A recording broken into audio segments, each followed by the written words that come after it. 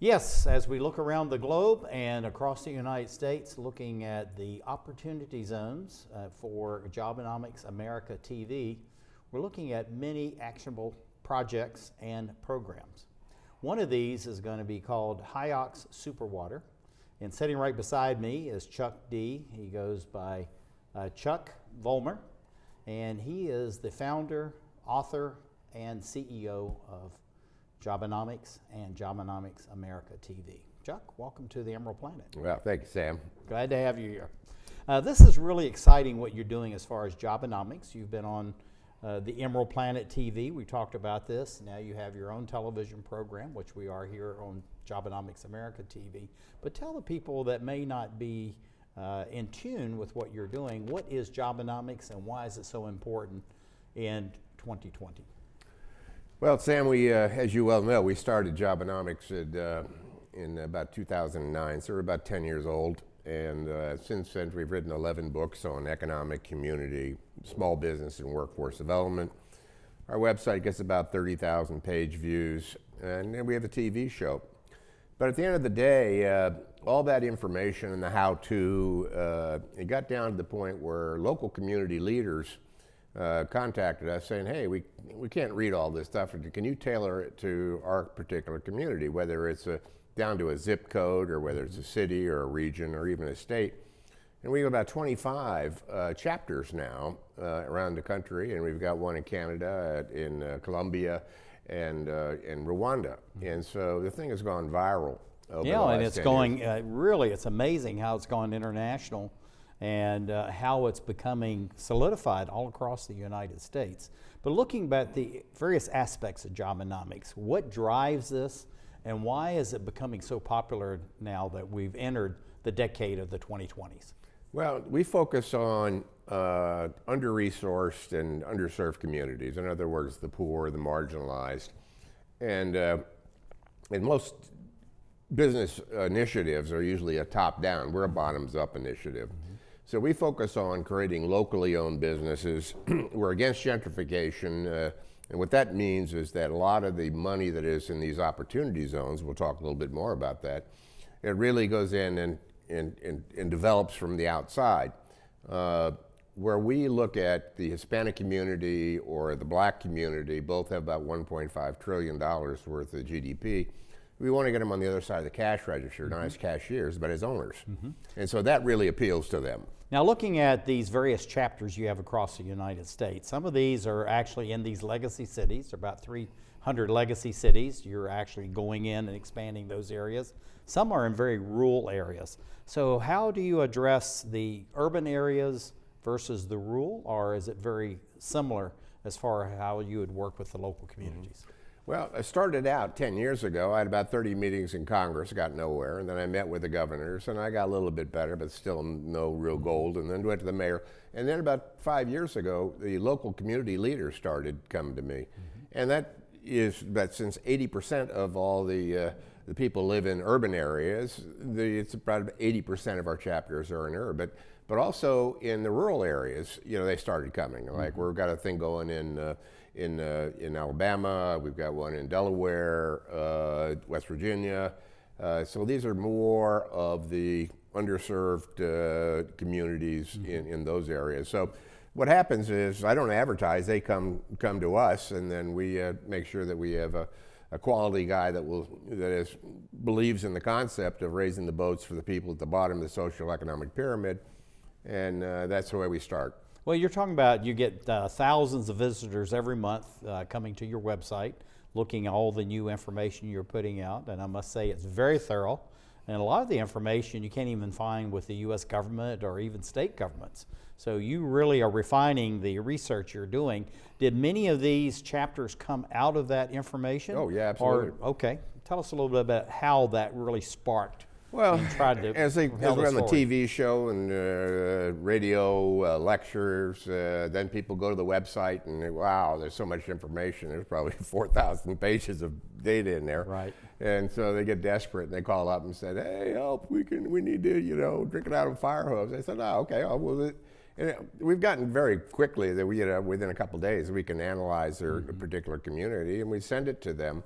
and saying, this is the plan, this is what we want to do. These are and we have a list of about a dozen turnkey programs, and we're going to talk more about that in a second. But and so they're not restricted to our programs, but they can have their own programs they can add to the list. And so we go in and say, hey, we want to have a town hall meeting, and because we need to get the community leaders, just not one or two, we need like 50, because we're so proscribed of doing the traditional way, that big business is going to take us care of small business, trickle down type of thing. It takes a while for them to really mature a chapter, and usually probably about 4 or 5 years. When you start a business, it takes a while to get it going. Talk about these opportunity zones. How is that now running in tandem with you, and how you're actually meshing that together as far as your chapters, but also any future communities that want to come into Jobenomics itself? Well, it started about getting the concept and getting the message out. We did that, and then we developed the chapters, and they were interested, but the long pole in the tent was funding. And we didn't have this plan. The good Lord gave it to us, in the 2017 Tax Cut and Jobs Act. They came up with this Opportunity Zone Fund, and it was started by Cory Booker and Tim Scott, two black senators, that had a provision where they get the investor could, if they invested it in a project, could get a capital gains cut, and if they kept the thing, they get a really big capital gains cut.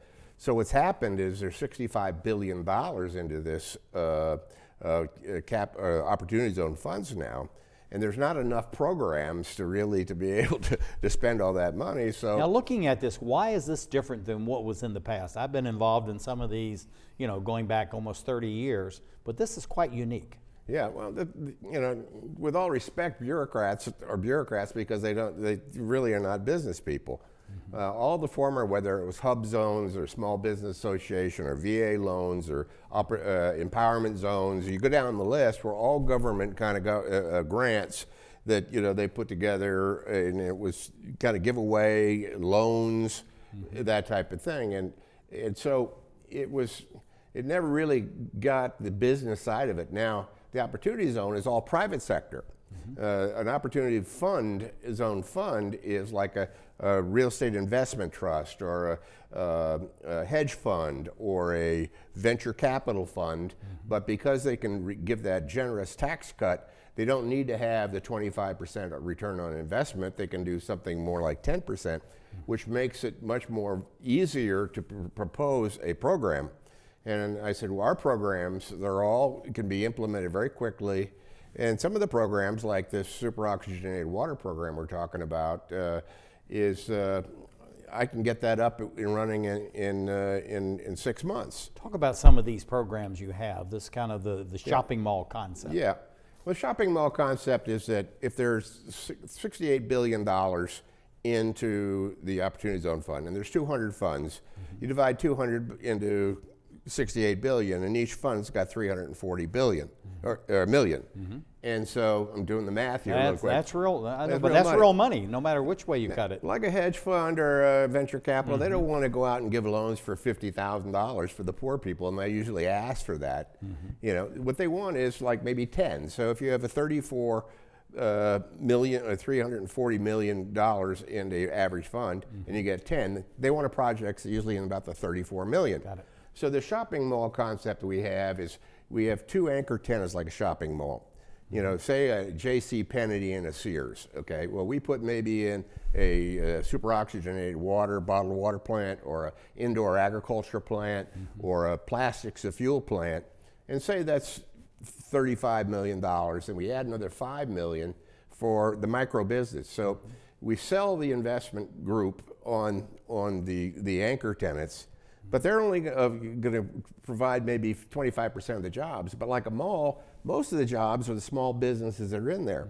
So we add little accommodations, housing, affordable housing in. We add, all the indirect jobs, the barbershops, the transportation, the collection, the digital economy jobs, and use that extra money to mass produce those small businesses. So you're looking at that, and we have some of the lists of the different programs up on the screen right now. Tell us a little bit about quickly through that, because we're going to run out of time, and I want to be sure we get to the Hydrox super water. So let's have a few of those and highlights, and then Yeah, I think I finish just pretty up. much covered. We have the water program, the controlled environment agriculture is indoor, the urban mining. And that's which, vertical farming. yeah, We should call well, it could that. it's indoor. It's Yeah. controlled environment. It can be horizontal, but Of course, but it's mostly vertical. Yeah, you get more. You can double, triple, quadruple the size if we go vertical rather than just horizontal. Urban mining is the plastics of fuel. We have a program that can turn all kind of waste plastics into diesel fuel and sulfur-free gasoline, diesel fuel, and syngas. We have a digital economy. That's a big one. We have certification programs in cybersecurity, web design. Direct care is telehealth, telemedicine. Energy services, all about renewable energy, those kind of programs, entrepreneur clubs, and tourism. Now, looking at this Terra Hydrox and also the Hydrox Superwater, what is that exactly? Its origin, I know, is in Colombia, but how does that relate to the United States and these opportunity zones? Yeah, well, we're going to talk in the next thing. We'll introduce you to Dr. Ray Liarnes, who is the inventor of this. He was a pulmonologist, and he got with his brother who was looking at the hydrogen economy, and they figured out a way to take water and put waveforms into it and split the oxygen and the hydrogen. So he took the oxygen, and you can supercharge water with oxygen, dissolved oxygen content, which is very healthy for the body, okay, or living organism. So the super water, Hydrox, this has got 300% more oxygen in it. And the secret sauce is that when I pop the bottle, it doesn't fizz out or anything. It will stay for about a year. And so we can market this thing. So we got a lot of bottled beverage companies want to infuse, water drink, because water has gone from tap water to bottled water to super, Well, they're saying 4 times the amount of beverages being sold are water. Right.